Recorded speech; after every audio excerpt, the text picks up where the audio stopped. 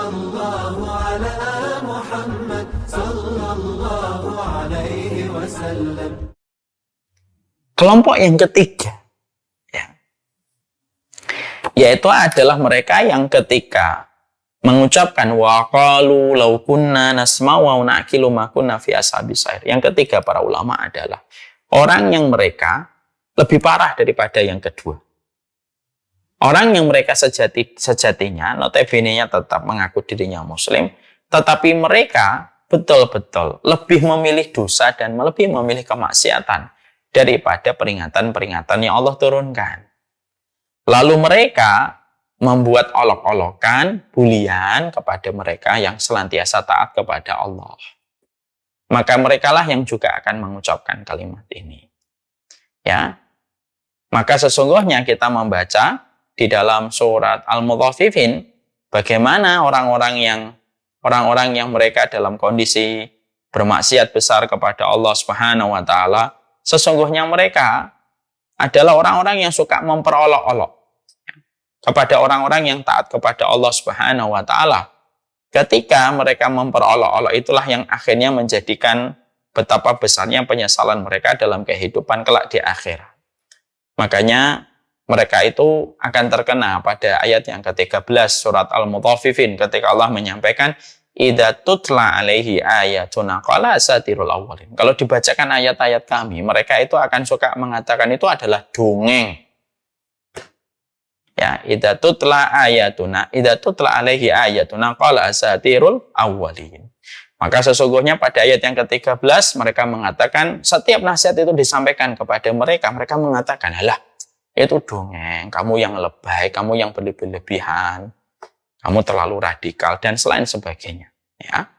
Maka sesungguhnya mereka itulah yang akhirnya betul-betul disampaikan oleh Allah Subhanahu wa taala bahwasanya mereka itu kelak mereka itu yang menyesal. Lalu Allah sampaikan kelanjutannya dari orang-orang yang tadi Allah sebutkan pada ayat yang ke-13, yaitu ketika kita mendapati ayat yang ke-30 dalam surat Al-Mutaffifin. Ketika di dalam surat Al-Mutaffifin ayat yang ke-30 Allah berfirman, wa idza marru bihim yataghamazun. Orang-orang itu tuh kalau dilewatin sama orang-orang yang berbuat baik sama mereka itu apa? Yataghamazun. Mereka tuh suka mengedip-ngedipkan mata mereka. Artinya, yataghamaz itu tidak selalu harus identik dengan mata, tapi terkadang dengan gestur tubuh untuk memberi isyarat di antara mereka untuk membuli orang yang sedang melakukan ketaatan. Kadang-kadang ya dengan mata, kadang-kadang dengan isyarat suara, kadang-kadang dengan isyarat tubuh seperti ketika mereka memincingkan mata mereka. Itu wa idza marru bihim yataghamazun. Bukan hanya itu saja, Allah juga sampaikan pada ayat yang ke-31, wa idzan qalabu ila ahlihim qalabu fakihin. Kalau mereka pulang kepada keluarga mereka dan kepada kaumnya, mereka gembira ketika baru saja mereka itu membuli orang-orang yang mereka melakukan ketaatan. Kan hari ini begitu. Sudah tidak taat, sudah tidak mau mempelajari, kadang-kadang suka dijadikan materi stand up. Ya, tidak apa-apa lah kalau memang mau untuk stand up, tidak ada apa-apa. Cuma kan stand up itu kan bagaimanapun kalau materi bercanda itu tetap ada frame-nya. Segala sesuatu itu ada batasannya. Ya, maaf ya saya sering menyampaikan. Kalau kita berada di bandara, itu saja terikat dengan sebuah regulasi yang sangat ketat. Jangan pernah bercanda mengatakan kalimat bom kalau kita di dalam penjara. Di bandara udara. Kenapa? Kalau kamu bercanda, lalu terlempar dari lisanmu, terdengar telinga orang kamu mengucapkan kalimat bom, pihak keamanan berhak untuk menangkapmu dan menahanmu. Walaupun dia bisa berkelas, saya hanya bercanda. Itu artinya memberi arti kepada kita. Loh, kalau kita saja di bandara saja tidak bisa kita seenak-enaknya bercanda. Di dalam kehidupan ini bercanda boleh. Tapi juga ada batasan dan frame-nya. Ada orang-orang yang mereka itu ketika mereka itu sudah diberikan peringatan, kadang-kadang peringatan itu ditolak, tapi dijadikan menjadi materi untuk membuli dan memperolok-olok orang yang mereka melakukan ketaatan. Wa idzan qalabu ila ahlimun qalabu fakihin. Jadi bukan hanya mereka itu gesturnya ndak enak sama orang yang ngasih nasihat, tapi setelah itu apa? Kalau mereka kembali kepada gengnya, wa idzan qalabu ila ahlimun qalabu, mereka kembali kepada gengnya, kepada circle-nya, ila ahlihim itu kepada circle-nya mereka, in qalabu fakihin, mereka itu senang. Mereka ketawa-tawa terbahak-bahak menertawakan apa yang mereka bully dari orang-orang yang mereka menyampaikan nasihat untuk mereka. Ini jadi peringatan untuk kita, Pak. Kadang-kadang kita, memang kadang-kadang hati kita futur ketika turun iman. Kadang-kadang tidak bisa semua perintah Allah kita bisa kerjakan. Tapi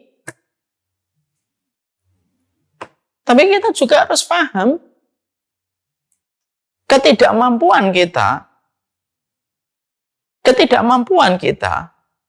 untuk melakukan sebuah ketaatan itu tidak menjadi alasan kita untuk membuli ketaatan itu. Kenapa?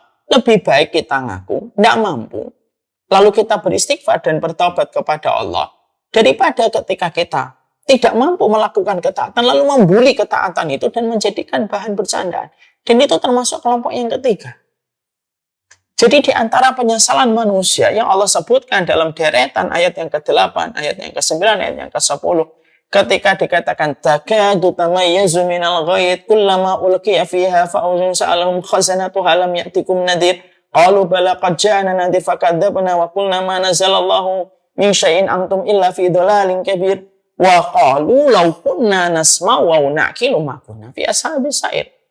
Dan siapa ini yang mengucapkan ini? Siapa nanti pelaku yang mengucapkan lau kunna nasma'u wa na'qilu ma kunna fi ashabis sa'ir?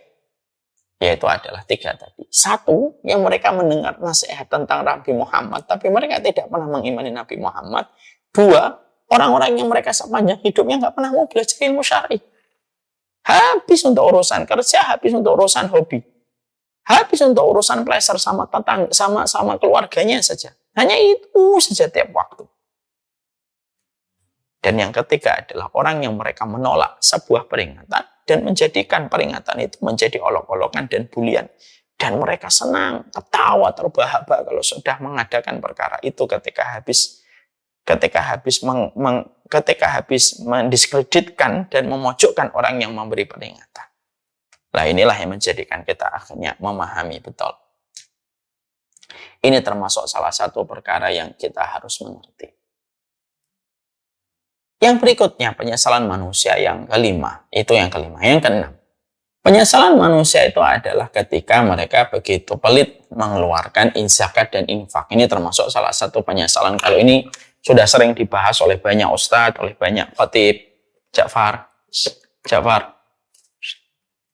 Kita tentunya paham sekali bahwasanya di dalam salah satu ayat di dalam surat Al-Munafikun, Allah itu mengatakan, di dalam surat Al-Munafikun, Allah itu mengatakan bahwasanya Allah berfirman di dalam surat Al-Munafikun. Allah mengatakan kepada kita di dalam ayatnya itu adalah ketika Allah berfirman pada ayat yang ke-10, wa anfiqu mimma razaqnakum min qabli ayyati ahadakumul maut fayaqula rabbi laula akhartani ila ajalin qarib fa asaddaqa wa akum minas salihin. Pada ayat yang ke-10 nanti kita mendapati betul bahwasanya Allah memberikan kepada kita perintah wa anfiqu mimma razaqnakum min qabli ayyati ahadakumul maut. Berinfaklah sebelum datangnya kepada kalian sebuah kematian. Artinya kenapa ada perintah infak yang Allah perintahkan kita untuk mengeluarkannya, lalu kata setelahnya itu adalah qabla ayati ahadakumul maut. Lalu keadaan yang disebutkan setelahnya itu keadaannya adalah kematian. Karena sedekah dan kematian itu saling berkaitan. Allah menyebutkan wa anfiqu mimma razaqnakum min qabli ayati ahadakumul maut. Disebutkan kata infak, lalu disebutkan kondisi yang paling dekat setelah menyebutkan perintah untuk infak, yaitu menerangkan kondisi kematian. Karena mati dan infak itu tidak bisa dipisahkan. Karena mati itu lapang dengan infakmu dan mati itu sempit. dengan bakhil dan pelitmu. Masya Allah. Maka dikatakan fayaqula rabbi laula akhartani ila ajalin qarib fa asaddaqa wa akum minas salihin.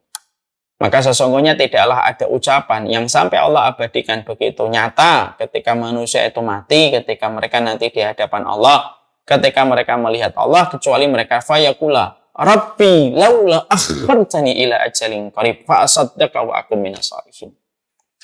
Maka sesungguhnya langsung mereka itu berkata, ya Allah, cobalah engkau akhirkan sebentar saja ajalku ini, lalu aku mampu untuk bersedekah dan pastilah aku menjadi orang yang saleh. Dan maaf ya, mari Ibu dan Bapak buka surat Al-Munafikun ayat yang ke-10. Di situ ada dua penyesalan sekaligus. Di situ ada dua penyesalan sekaligus yang Allah abadikan di dalam ayat yang ke-10. Saya ulang kembali. Wa anfiqu mimma razaqnakum min qabli ayatiya hadakumul maut wa yaqula rabbi laula akhartani ila ajalin qarib fa asaddaqa wa akum minas salihin. Yang pertama, penyesalan mereka itu fa asaddaqa, supaya saya bisa sedekah. Yang kedua, wa akum minas salihin, dan supaya saya menjadi orang yang salih. Yang disebutkan pertama, karena penyebutan pertama itu menunjukkan prioritas. Bapak nih misalkan punya anak banyak, lalu Bapak ditanya salah satu, mana anak yang paling ini? Bapak sebutkan yang pertama. Penyebutan pertama itu selalu lebih prioritas. Caleg itu nomor satu lebih prioritas biasanya. Ya, biasanya nomor satu mendapatkan caleg nomor urut satu itu biasanya ya lumayan ke posisinya dia. Nomor satu disebutkan. Maka yang disebutkan di antara dua, permohonan yang ada pada ayat ini, yaitu adalah fa'asaddaqa. Disebutkan kata sedekah dulu, wa akum minas sholihin, dan menjadi orang solih. Bisa nggak ayatnya ditampilkan? Maka fa'asaddaqa, sedekah dulu, baru kemudian solih. Nah, ini ayatnya. Di sini ya. Ini ayatnya. Maka disebutkan kata fa'asaddaqa wa akum minas sholihin.